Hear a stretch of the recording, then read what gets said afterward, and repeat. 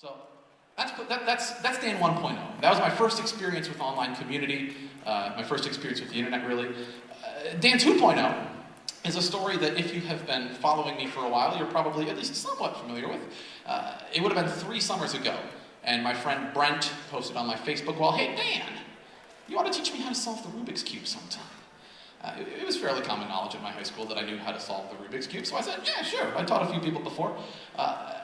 But just a couple months before Brent posted on my Facebook wall, it was my birthday.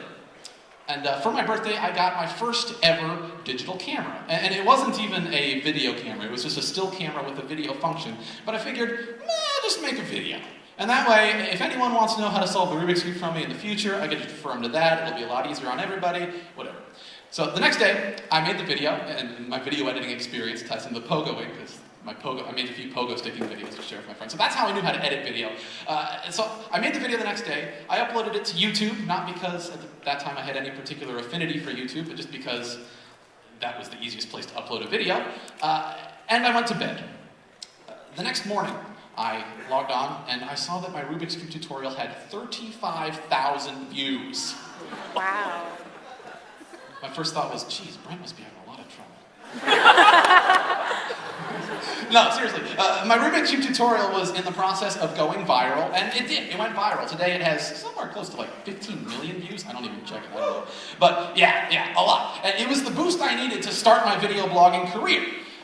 Unfortunately, back then, I didn't really realize that, though. I just thought, cool, people really like my video. It wasn't until it wasn't until I won the 2007 YouTube Award for Best Instructional Video, and YouTube decided to fly me out to New York City, and I was interviewed by the AP, by the New York Post, by Fox News. It wasn't until then that I realized just how big of a deal it was. I was like, whoa, this is cool. So when I got back to Lincoln, I made, for the first time, a conscious decision that I was going to try. I was at least going to try to turn video blogging into a job. Because, I didn't have anything to lose. I was still in high school. I was living with my parents. If it didn't work out, I could always just get a crappy job, working flipping burgers. No offense to people who flip burgers, by the way. So I did, and it worked. I began posting videos regularly, and I tried a lot of different things back then. Some things that if you put up on the screen right now, I would probably be really, really proud of and stand by like a proud parent. And some things that if you put up on the screen right now, I would probably start blushing profusely and would slink away in embarrassment. But while I'm embarrassed by some of my older videos, I'm definitely not ashamed of anything that I've done, because in exactly the same way that I grew up with Xpogo, I have grown up as a YouTuber. I very literally have made the transition from childhood to adulthood with YouTube as my job. And while, making money from it and having it as a job is cool, something that's even cooler is the fact that I can look back at those videos I posted in 2007 and look at who I was back then. It's like a permanent time capsule. And I know right now I'm 20 years old, it's not that big of a deal, but they're still going to be there when I'm 50, when I'm 80. On the day that I die, I'll probably watch some of my old YouTube videos going, oh, I like life. But so that's Dan 2.0. My life as a professional video blogger up until this point.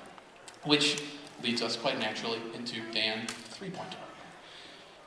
One of the many cool things about being a video blogger, about doing what you love doing and being your own boss, is that there's no set time as to when you have to be working and when you get to be playing. It all kind of meshes together, and you have a lot of free reign to figure out what works best for you. And one thing that I have found works really well for me are 2 a.m. brainstorming sessions while sitting half naked in my bed with a Snuggie and my laptop. And it was under these circumstances that the idea for Dan 3.0 first walked up and smacked me square in the face.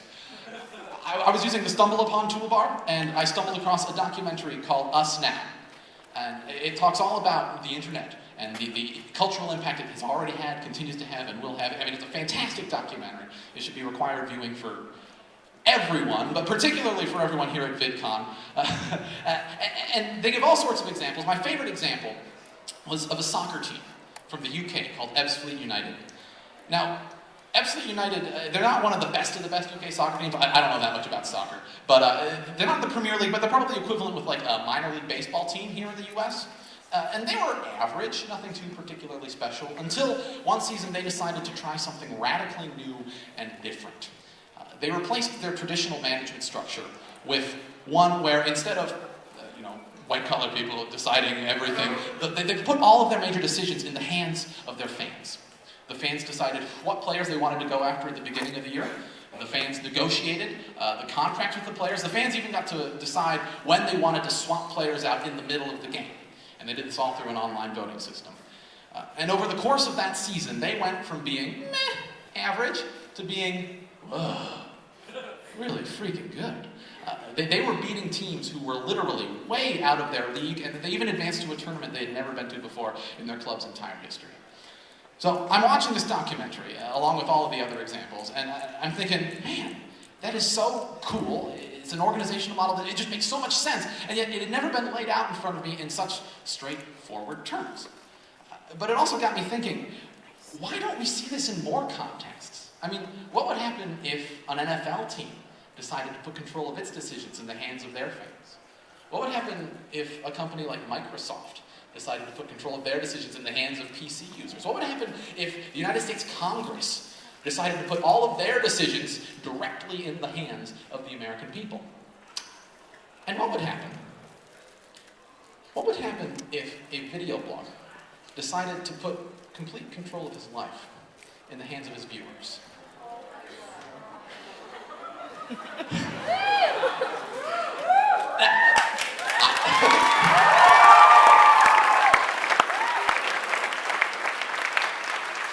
So with that said, my secret project is I'm starting a Justin Bieber cover band.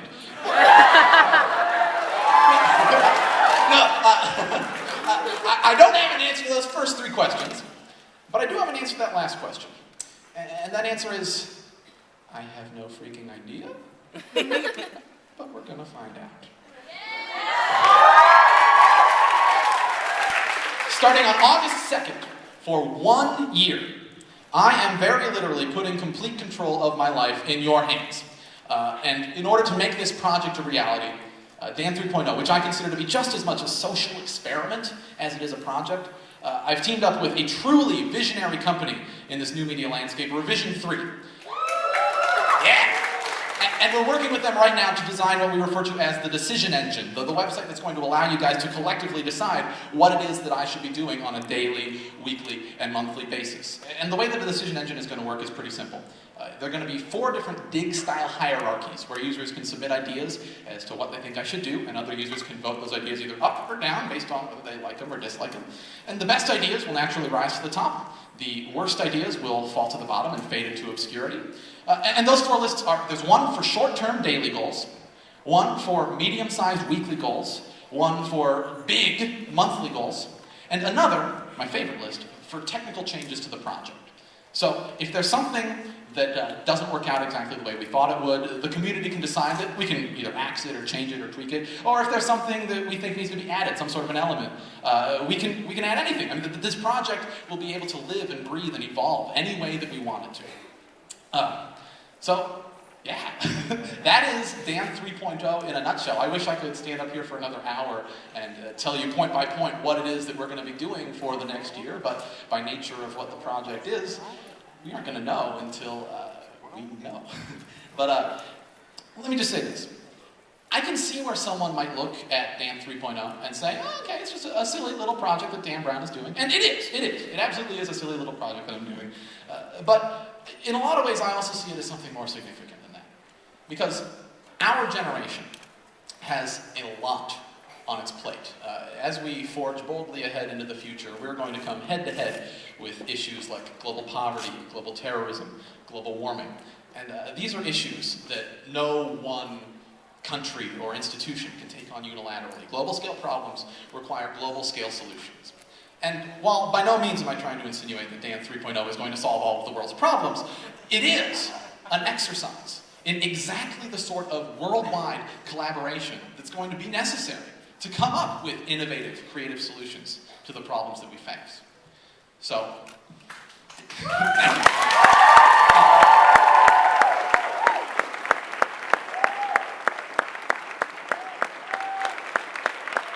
Dan 3.0 is a project that, by design, is limited only by the imagination of the community behind it. And we are a pretty imaginative bunch, I think. And so, I have no idea where this is going to be going, but the one thing that I do know is that we're going. I hope you'll go with me. Thanks.